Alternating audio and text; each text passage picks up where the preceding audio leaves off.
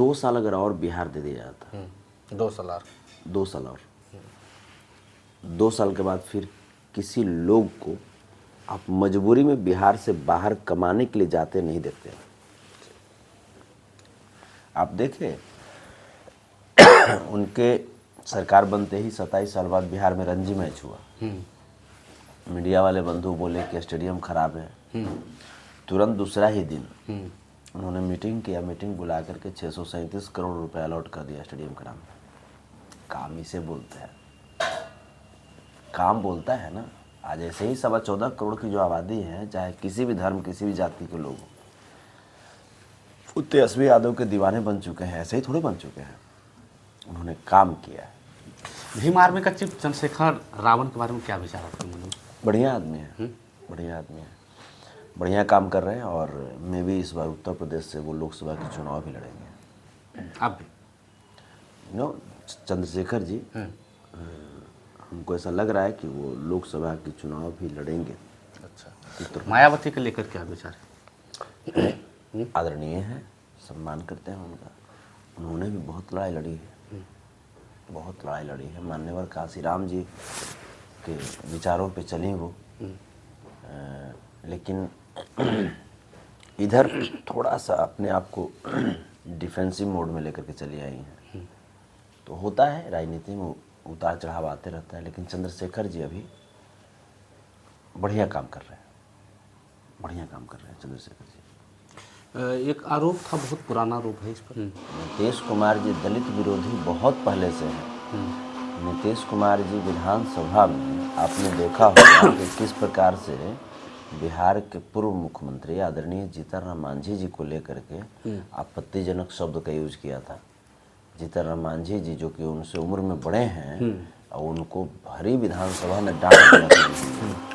तो नीतीश कुमार जी तो शुरू से ही दलित विरोधी हैं, प्रारंभिक अवस्था से ही ये दलितों के बारे में बहुत बहुत गलत ये ख्याल रखते हैं, बहुत गलत विचार रखते हैं। अब आरजेडी का नेता है या प्रचारक है या उनका मानने वाला आदर्श है? हम बिहार के सजग नागरिक हैं, लालू प्रसाद यादव जी के भक्त हैं जी। वो लालू प्रसाद यादव जिन्होंने हमें आवाज़ दिया, जिन्होंने हमें वो संवैधानिक जो अधिकार मिले थे वो हम तक पहुंचाया, हमें वो आत्मबल दिया। और आज जहाँ पे हम बैठे हुए हैं या आपको जो बाइट दे रहे हैं, इतना तक पहुंचाने में परम आदरणीय लालू प्रसाद यादव का बहुत बड़ा योगदान है। इसलिए हम उनके भक्त हैं और सच्चे समाज सेवी हैं। अच्छा, चलिए, आने वाले लोकसभा में आरजेडी के लेकर आप जनता से क्या अपील करना चाहते हैं, पूरा बिहार वासियों से, एक युवाओं से जो अभी युवा, जिस युवाओं को रोजगार दिए उस युवाओं को, जो युवा रोजगार के काबिलियत में, क्या अपील आपका?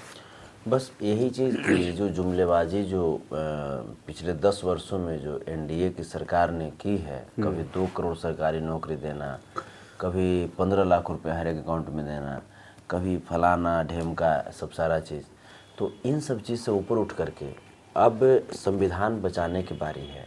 संविधान को ये लोग ख़त्म करने के कगार पे पहुंचा दिए हैं। लोग को, ठीक है, आस्था में हम भी विश्वास रखते हैं, सब लोग विश्वास रखें, हमको उसमें ये नहीं है, लेकिन आस्था के साथ साथ काम भी होना चाहिए। राम के नाम पे कब तक वोट करते रहेंगे हम लोग? श्याम के नाम पे, अल्लाह के नाम पे, गुरु नानक यीशु मसीह के नाम पे कब तक वोट करते रहेंगे? इनसे ऊपर रोज़गार भी ज़रूरी है, नौकरी भी ज़रूरी है। क्योंकि आप पढ़े लिखे हैं तो आपको पढ़ने लिखने में जो पैसा खर्च हुआ, वो कॉलेज को जो आपने फ़ी दिया वो फ़ी चला गया यूनिवर्सिटी को, यूनिवर्सिटी से चला गया यूजीसी को, यूजीसी से मंत्रालय को, मंत्रालय से सरकार को चला गया वो पैसा। उसके बदले में आपको एक कागज़ थमा दिया गया सर्टिफिकेट के रूप में। तो वो सर्टिफिकेट फिर किस काम का, जब नौकरी ही नहीं मिले, जब वैकेंसीज नहीं आए, तो फिर कहीं ना कहीं ये शिक्षा में बहुत बड़ी लूट की गई, आपके साथ भ्रष्टाचार की गई है, ठगा गया है आपको। इसलिए आप अपनी ताकत को समझिए। जो किसान मजदूर जो है, उनसे मैं आग्रह करता हूँ कि आपके हक को, आपके अधिकार को छीन लिया गया है इस एनडीए के शासनकाल में, जुमलेबाजों के शासनकाल में। आपका 3 लाख करोड़ माफ़ नहीं किया गया, लेकिन अडानी अंबानी का 25 लाख करोड़ माफ़ किया गया है। इसलिए सब लोग जागिए।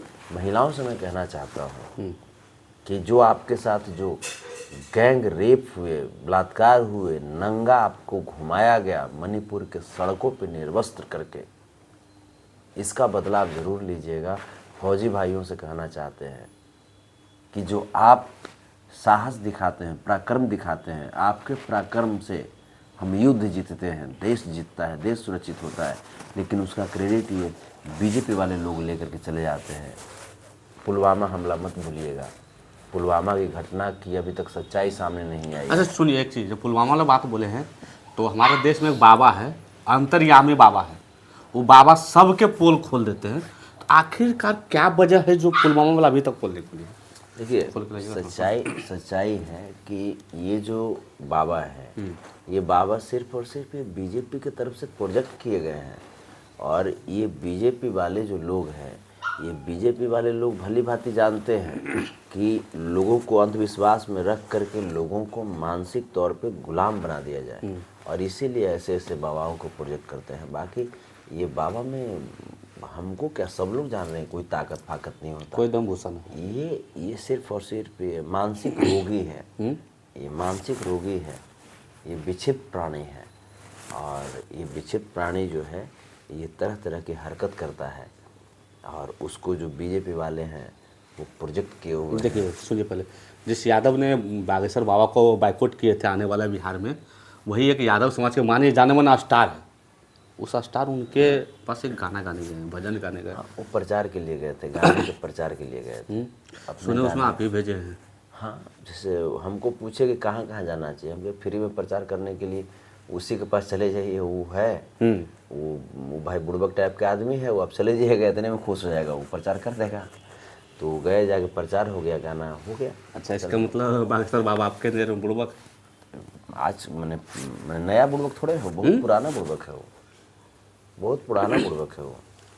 बुड़बक है महाराज, ये लीजिए, सबके पोल खोल देते हैं, सबके भविष्यवाणी करते। तेज या मूर्ख, इसकी जो मापदंड है ये पढ़ाई लिखाई से पता चलता है।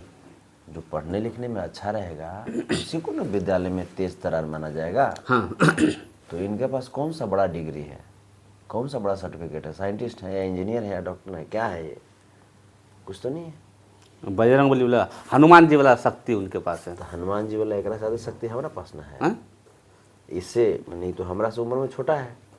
तो हनुमान जी इससे जो शक्ति जो लेन देन हुआ, तो इससे पहले हमने देखिए वो बाबा है, सब लोग बागेश्वर बाबा कहते हैं, आप उसको बोलते हैं रे बागेश्वरा, धीरेन्द्रा, सुन धीरेन्द्रा, ये कहाँ इस तरह बोलते हैं? देखिए बाबा जो है, बाबा कभी भी समाज को बांटते नहीं हैं, कभी जातियों को अपमान नहीं करते, किसी भी जाति को।